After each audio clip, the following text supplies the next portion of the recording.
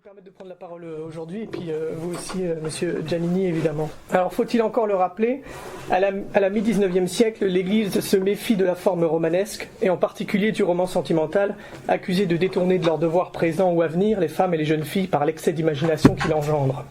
Notons que ce constat est toujours d'actualité autour de 1900, comme le révèlent les instructions pastorales, les nombreuses instructions pastorales portant sur la lecture des mauvais livres au cours des années 1880-1920. Et pourtant, malgré cette hantise du roman d'une part et du romanesque d'autre part, force est de constater qu'à partir des années 1880, et ce au moins jusque dans les années 1930, s'observe dans le sous-champ littéraire catholique en voie de structuration une floraison de romans sentimentaux qui font la part belle au romanesque et qui sont écrits par des auteurs tels Marian, Jeanne de Coulon, Mathilde Aiguepers, Mathilde Alanic ou encore Délie, pour ne citer que les plus célèbres, oubliés aujourd'hui.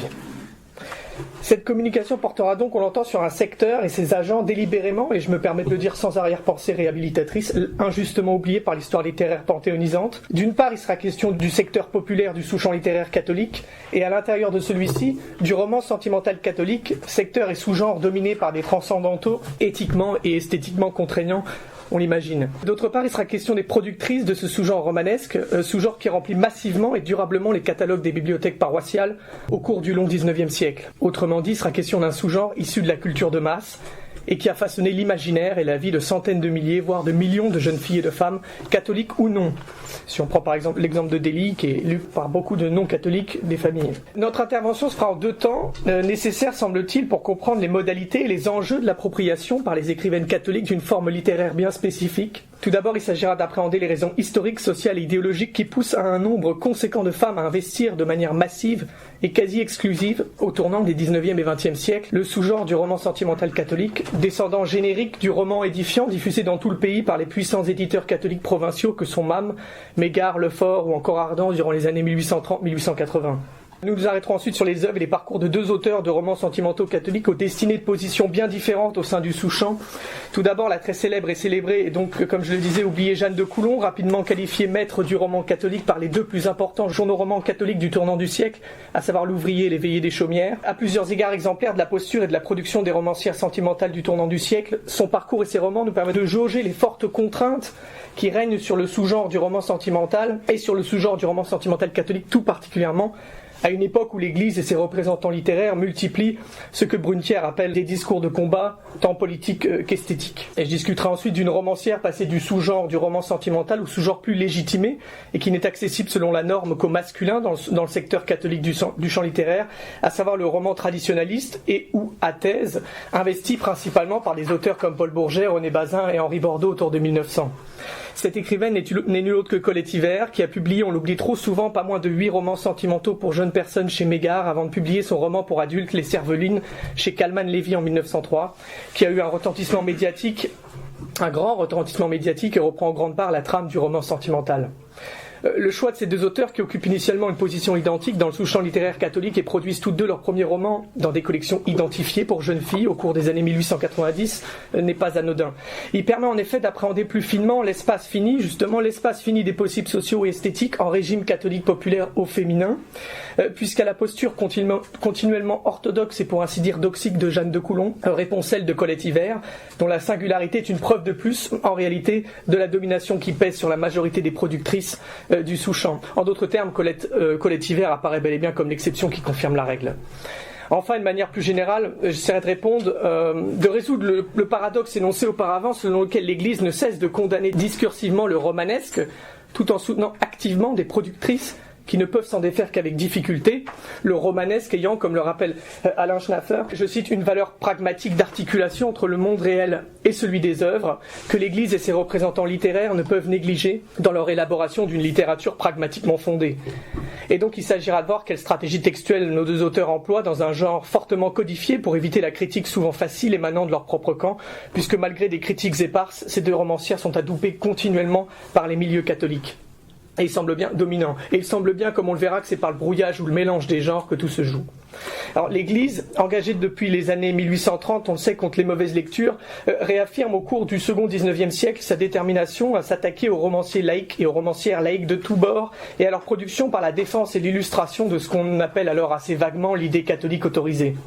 Par la défense d'abord, ce qui se traduit médiatiquement par la mise à l'index de plusieurs romanciers populaires dans les années 1840-1860, et notamment d'Eugène Sue en 1852, mais incapable de contrôler l'ensemble de la production imprimée, c'est-à-dire de réguler moralement la circulation des idées, l'Église, dont la stratégie éditoriale et pastorale est axée sur la reconquête du peuple, choisit au fil des années de changer de stratégie et de s'adonner à l'illustration de l'idée catholique. En somme, donc, l'Église décide de contrer le mauvais livre par le bon livre, c'est-à-dire ce qu'on a vite appelé dans les milieux confessionnels autorisés le roman catholique, justement.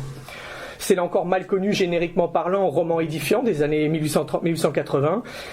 Celui-ci destiné prioritairement aux enfants et secondairement aux jeunes personnes et jeunes gens, notamment via les distributions de prix dans les écoles chrétiennes, laissera ensuite la place à partir des années 1880, c'est-à-dire lors de la crise du livre de prix, à son descendant générique, le roman sentimental catholique, qu'on devrait peut-être moins appréhender comme un sous-genre relevant d'un absolu nouveau qu'une des deux modalités d'un espace, qu'est l'édification, occupée également par le roman édifiant.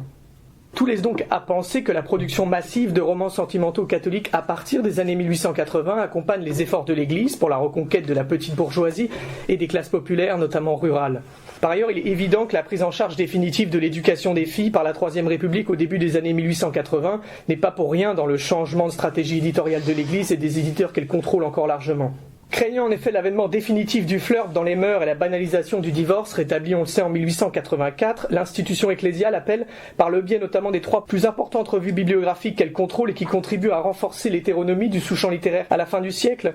catholique, à savoir la bibliographie catholique, le Polybiblion et la revue des lectures de l'abbé Bethléem. L'Église appelle donc les clercs des petites communes et les pères de familles bourgeoises à propager dans les familles chrétiennes le roman sentimental porteur de valeurs catholiques explicites et autorisées, c'est-à-dire hiérarchiques, autrement dit, des valeurs catéchistiques telles qu'elles sont propagées et rendues explicites en chair. Ainsi, par exemple, alors que plusieurs recenseurs de la bibliographie catholique dirigés par l'abbé Béraud des Billets s'inquiètent dès 1840 du fait que la rivalité entre les éditeurs catholiques causée par la création de multiples collections dirigées vers la jeunesse engendre une multitude de romans qui offrent, je cite l'abbé des Billets, une de ces situations forcées et invraisemblables qui sentent le mélodrame, une marche et un dénouement romanesque tendant à fausser les idées de la jeunesse féminine. Dans les années 1880, la même revue bibliographique neutralise ces critiques d'antan, alors même que l'identité structurelle entre le roman sentimental et le conte de fées et le goût du lectorat pour les ficelles du roman feuilleton sont propices à la mise en texte d'un romanesque échevelé. Et comme on le remarque à l'analyse de ces revues, plus de 75 des ouvrages recensés sont des romans sentimentaux. À titre de comparaison, c'était moins de 60% des romans édifiants qui étaient recensés quelques 40 ans plus tôt. Bref, il est clair que l'Église appelle directement ses membres à louer le roman sentimental et invite indirectement les jeunes filles et les femmes, même dénuées de culture lettrée, à produire des romans pour jeunes filles, puisque comme le rappelle à ses lectrices le célèbre écrivain édifiant catholique Eugène de Margerie dans Les Veillées des Chaumières en 1878, très célèbre à l'époque, je cite, « Le véritable écrivain, et ce n'est pas toujours l'écrivain de profession, tout entier aux pensées dont il est le héros, ne se préoccupe de la forme qu'il leur donnera, qu'elles se donneront à elles-mêmes, que pour maintenir cette forme à son rang, à un rang secondaire après tout, c'est-à-dire après les idées. » Pour ce qui est des productrices de ce type de roman, on comprend bien pourquoi l'Église invite à demi-mot les jeunes filles et les femmes à écrire. Le monde catholique voyant la femme au XIXe siècle avant tout comme une éducatrice et une gardienne des âmes, elle n'est pas la seule évidemment, elle est jugée capable de convertir, ou à tout le moins de garder dans la foi les jeunes lectrices tentées par ce qu'on appelle alors la morale indépendante. C'est d'ailleurs l'un des rôles dévolus à la jeune fille et à la femme dans le système des personnages du roman sentimental, mais également du roman moyen catholique, ce qu'on appelle la bonne catholique, donc selon le mot de Michela Di Giorgio, ne se devant d'être humble et sans prétention intellectuelle, elle pourra donc privilégier le contenu édifiant à la ciselure du style, et son travail acharné offrira plusieurs avantages. Elle occupera utilement son temps et luttera contre l'oisiveté féminine, tout en mettant ses compétences imaginatives au service des projets éditoriaux de l'Église enseignante. Elle devra donc inculquer aux lectrices les valeurs de ce que Delille nomme dans toute son œuvre l'amour permis, c'est-à-dire l'amour chrétien modelé sur le modèle de la chaste Vierge Marie, d'où l'occultation des parties du corps au-dessous du visage et le silence sur les questions physiologiques et de sexualité dans ses romans. Par ailleurs, laisser aux femmes catholiques la possibilité d'investir uniquement le sous-genre du roman sentimental au tournant du siècle, c'est-à-dire un sous-genre au cadre rigide, sinon rigidifié, sous-genre au programme narratif plus codifié encore que le roman traditionnaliste, puisque ces étapes narratives, à savoir savoir une rencontre entre une jeune fille vierge et un homme, qui sera souvent pensé comme le prince charmant, puis une série d'obstacles qui servira à prouver la valeur morale des deux amoureux et donc à légitimer leur union. Enfin, la réconciliation finale, qui passe obligatoirement par le mariage sanctifié par un membre du clergé, puisque ces étapes narratives donc réduisent toute liberté de création et rappellent indirectement à l'écrivaine le rôle utilitaire de ses romans en série et sa fonction non pas de créatrice mais d'éducatrice. D'ailleurs, la pratique du pseudonymat, usuelle certes au-delà des milieux catholiques, mais très usuelle dans les milieux catholiques, les milieux féminins littéraires catholiques, est une preuve supplémentaire, s'il en fallait, de l'humilité et des contraintes imposées par les éditeurs catholiques et le monde catholique en général, aux ouvrières des lettres, comme les appelle Hélène Constant, qui ne sont là non pas pour la gloire, mais par militance morale, comme beaucoup d'ailleurs s'en réclament. Rappelons à ce propos, donc Jeanne de Coulon comme Colette Hiver sont des pseudonymes, l'un de Cécile Marguerite de la Grandval qui prend plusieurs autres pseudonymes et l'autre d'Antoinette de Bergerin. Quant aux jeunes filles, elles ont tout intérêt, selon l'Église, à lire les romans sentimentaux. D'une part, la proximité de l'âge des lectrices et des nouvelles entrantes sur le marché du livre permet une meilleure appréhension des volontés électorales des jeunes lectrices et donc potentiellement une acquisition plus fluide par ces dernières des éléments édifiants et des valeurs féminines catholiques distillées par les diverses instances fictionnelles. Par ailleurs, la sérialité, inhérente au genre, permet de suivre la lectrice depuis son plus jeune âge jusqu'à son mariage, selon le mouvement amorcé par l'œuvre des Bons Livres de Bordeaux et son directeur l'abbé Barrault dès les années 1830, qui soulevait l'importance de guider, je le cite, pas à pas les jeunes personnes, c'est-à-dire année après année, raison pour laquelle la plupart des catalogues de bibliothèques paroissiales divisent leur liste en plusieurs catégories, s'articulant aux divers âges et étapes socio-religieuses de la jeune fille, en gros la première communion et le mariage. Bref, il semblerait donc que la répétitivité et la difficulté du roman sentimental catholique à se renouveler dans son canevas narratif, tout comme sa potentialité à s'adapter thématiquement au mode du temps, comme le sport féminin, dans une moindre mesure le travail féminin aussi, il semblerait donc que cette contrainte de permission textuelle en fasse un genre idéal pour des catholiques dont beaucoup veulent montrer qu'ils sont loin d'être les misogynes anti-romans qu'on les accuse d'être dans les milieux républicains. Car le surcodage narratif et axiologique limite le romanesque toujours en germe dans la structure du sous-genre lui-même, romanesque volontiers dénoncé dans les autres sous-genres investis par les romanciers catholiques masculins et qui ne conviennent donc pas aux jeunes filles, comme le roman historique, le roman scientifique ou le roman judiciaire. Car en offrant à la jeune fille une structure simplifiée, car stéréotypée, qui la dégage du dehors du texte, pour reprendre une expression de Marc Angenot, puisque la liseuse connaît par avance les étapes du texte, le roman sentimental prône in fine l'idéologique sur le textuel, le savoir-vivre chrétien, constituant la dominante normative des textes. Mais je vais m'intéresser sans plus tarder maintenant à ces deux figures que sont Jeanne de Coulon et Colette Hiver, qui font entendre ici comme deux cas particuliers du possible, deux modalités d'appropriation du sous-genre du roman sentimental catholique au tournant des 19e et 20e siècles, et ce pour montrer les contraintes génériques et idéologico-éthiques qui pèsent sur ces dizaines d'ouvrières des lettres. Car si Jeanne de Coulon a le parcours typique d'une romancière asservie au goût du marché et aux injonctions ecclésiales, Colette Hiver, quant à elle, ne parvient à sortir des contraintes imposées par le sous-genre qu'en opérant une rupture symbolique et générique en 1903 avec son roman Les Cervelines. Avec plus de 100 titres à son actif, Jeanne de Coulon est l'une des nombreuses romancières catholiques qui fournissent régulièrement les journaux romans dans Gauthier-Langros à la charnière du XXe siècle. Ces romans, qui reproduisent des modèles féminins élaborés en dehors d'elle, évidemment, proposent deux canevas qui visent à circonscrire l'idéal de vie de la lectrice. Soit la figure de la jeune fille se marie avec un jeune homme bon, après avoir enduré des étapes enclenchées par un serment initial qui forme le pacte de lecture, soit la jeune personne refuse in fine de se marier pour se faire religieuse, institutrice ou dame d'œuvre. Son roman La gardienne du seuil, publié en 1924 chez Hirth, va même jusqu'à confondre ces deux programmes narratifs. Son héroïne, Germaine, promet dès la première page du roman à son père militaire de s'occuper de son frère qui est, je cite, terriblement léger.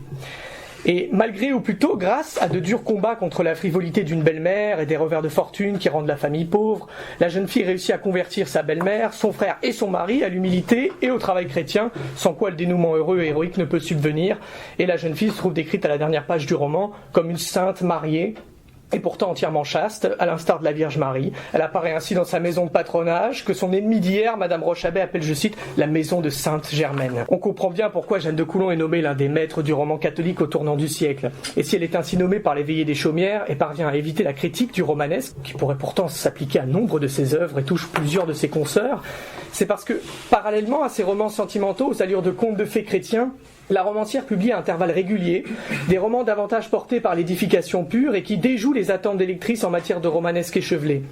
C'est ce qu'elle fait par exemple dans son roman Héroïne, publié en 1898, dans lequel on peut voir un détournement générique du roman sentimental le plus conformiste.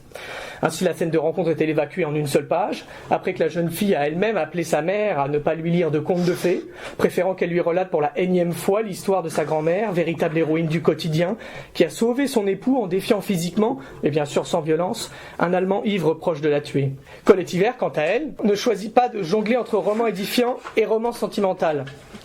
Après avoir produit 8 romans sentimentaux dans lesquels, comme le rappelle Michel Manson, je cite, « tout s'arrange comme dans les contes de fées », elle opère une rupture générique et symbolique avec son roman Les Cervelines en 1903. Dans son cas, c'est le mélange de la trame du roman sentimental et des idées idéologico-sociales qui imprègnent le roman à thèse masculin, catholique, qui est à son apogée autour des années 1900-1915,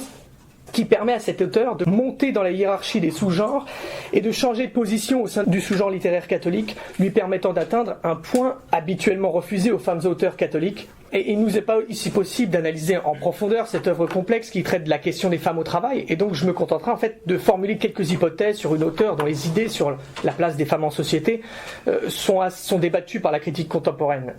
Tantôt, en effet, elle est présentée comme une antiféministe, claire, qui appelle les femmes à rester au seuil du foyer, tantôt elle apparaît comme une proto-féministe injustement oubliée. Il semble en réalité que la révolution symbolique qu'elle opère dans le sous-champ littéraire catholique, justement avec les Cervelines, s'explique par la conjonction d'un faisceau justement de choix internes et de contraintes externes qu'on n'a pas assez voulu voir. Pour quitter la position dominée qu'elle occupe en tant que romancière sentimentale au cours des années 1890, dans le champ d'ailleurs tant catholique que laïque, Colette Hiver décide de rejeter la vision trop peu réaliste et trop superficielle du monde évoquée par les romans sentimentaux catholiques et d'investir une thématique sociale d'actualité prisée par les romanciers à thèse comme Paul Bourget, mais également les romancières laïques davantage reconnus comme Gabrielle Réval et ses Sévriennes publiées en 1900. Et en donnant des traits semblables à ceux de la Vierge Marie, à 2 de ses héroïnes féministes, et en faisant triompher son historienne Marceline Renan à la fin du roman, qui refuse finalement d'épouser le docteur Jean-Cécile, l'auteur opère un brouillage sémantico-idéologique au sein du texte qui passe par une poétique de l'ambiguïté qui se traduit par le refus d'arrêter le sens de sa fiction et de ses personnages, contrairement évidemment à ce qui se passe en régime catholique autorisé à la même période. De fait, elle dépasse la norme suprême imposée aux romancières catholiques autour de 1900, l'édification maximale. Et cependant, les choix opérés par l'auteur, n'en doutons pas, sont contraints éthiquement parlant. Catholique convaincue, Colette Hiver, si elle produit désormais des œuvres qui quittent l'univers strictement religieux du roman sentimental pour s'ouvrir à un lectorat plus large, ne peut obtenir la publication chez Kalman Levy et atteindre une position occupée normalement par des romanciers catholiques masculins au sein du sous-champ, qu'en gardant la trame du roman sentimental de la rencontre à la conjonction. De la même manière, on remarque que si elle donne des traits Mario à certaines de ces féministes, comme je l'ai dit, ce sont que les féministes qui restent les plus féminines. Marceline Renan et Eugénie Lebrun. Les femmes nouvelles trop masculinisées, telles la doctoresse Jeanne Boerck, reçoivent des évaluations négatives distribuées par le narrateur et par l'ensemble de ses porte-paroles fictifs, ce qui tend à rassurer le lectorat populaire et moyen catholique, habitué à intégrer les évaluations et les valeurs fournies par la boussole morale qu'est le narrateur autorisé. Critiquée par certains catholiques pour le dénouement des Cervelines, Colette Hiver choisira d'ailleurs de donner une fin contraire aux 2 autres romans qui forment sa trilogie, dans lesquels la femme médecin et la femme avocate quittent leurs emplois pour se consacrer au foyer. C'est dire qu'elle ne renonce pas à s'adonner à l'éducation sociale et affective de la jeune femme, après s'être adonnée dans ses premiers romans à l'éducation sentimentale de la jeune fille. Bref, la trilogie de Colette Hiver tend à montrer la délicate posture et les contraintes tant internes qu'externes qui pèsent sur la production des femmes en régime catholique autorisé. Pour une catholique orthodoxe, en effet, il est impossible de rompre directement avec l'Église. Il faut donc trouver des moyens textuels de rassurer le monde catholique tout en évitant l'édification pure et simple qui n'assurait à la femme auteure qu'une place dominée dans le sous-champ. Finalement, Colette Hiver est parvenue à faire les 2 sur le long terme. Rappelons qu'elle est en même temps l'une des membres du jury Femina de 1913 jusqu'en 1951 aux côtés de Séverine et de Daniel Le Sueur, et qu'en 1917 elle est la première femme reçue miraculeusement, dit le chanoine Prudent dans son discours de réception, à la très conservatrice Académie des sciences, belles-lettres et arts de Rouen. Je vais conclure. On comprendra donc mieux, je l'espère, la difficile position, la difficile négociation des écrivaines dans le sous-champ littéraire catholique à la charnière du XXe siècle et les rapports entre sexe féminin et sous-genre du roman sentimental. Il s'agissait surtout ici, avant tout, de rappeler l'existence et l'importance quantitative de cette production d'évaluer, si ce n'est pour comprendre les stratégies textuelles employées par les auteurs laïcs légitimes, dits légitimes pour les conspuer, comme a pu le faire un Zola avec Le Rêve, par exemple, qui déjoue la doxa catholique de la jeune fille sentimentale. mais ça permet aussi de comprendre davantage les récriminations bloyennes et de Huysmans contre le roman sulpicien, et finalement, ça peut aussi nous conduire à nous interroger sur l'amitié surprenante et non encore élucidée, me semble-t-il, entre un Huysmans et une Mathilde Aiguepers, qui dédicace plusieurs de ses romans pour jeunes filles à un écrivain, donc Huysmans, qui rejette pourtant le personnage de la jeune fille naïve pour la sainte ou la prostituée, et qui a toujours accusé le genre du roman sentimental d'offrir aux jeunes personnes, avec le roman spiritualiste à la Octave Feuillet ou Georges Ney, je cite une de ses lettres à l'écrivaine, un tremplin de rêverie romanesque qui les fêle. Et plus généralement, cela permet de comprendre le partage des tâches imposées par les agents du sous-champ littéraire catholique au tournant du siècle. Aux écrivaines populaires catholiques est dévolu le droit ou le devoir de convertir les jeunes filles et les femmes par le récit amoureux et de saturer l'espace littéraire catholique via leurs centaines de productions, suivant la volonté explicite de l'institution ecclésiale et de ses éditeurs d'hétéronymiser davantage le sous-champ littéraire catholique. Et aux écrivains populaires catholiques masculins est dévolue l'écriture du roman historique qui institue à la fin du siècle une nouvelle histoire nationale aux lueurs religieuses et contre-révolutionnaires. Mais cela n'empêche pas que le nouveau droit accordé aux romancières en régime catholique signale une certaine liberté contrôlée et une plus grande prise d'influence au féminin par le biais de l'écriture sérielle. Je vous remercie.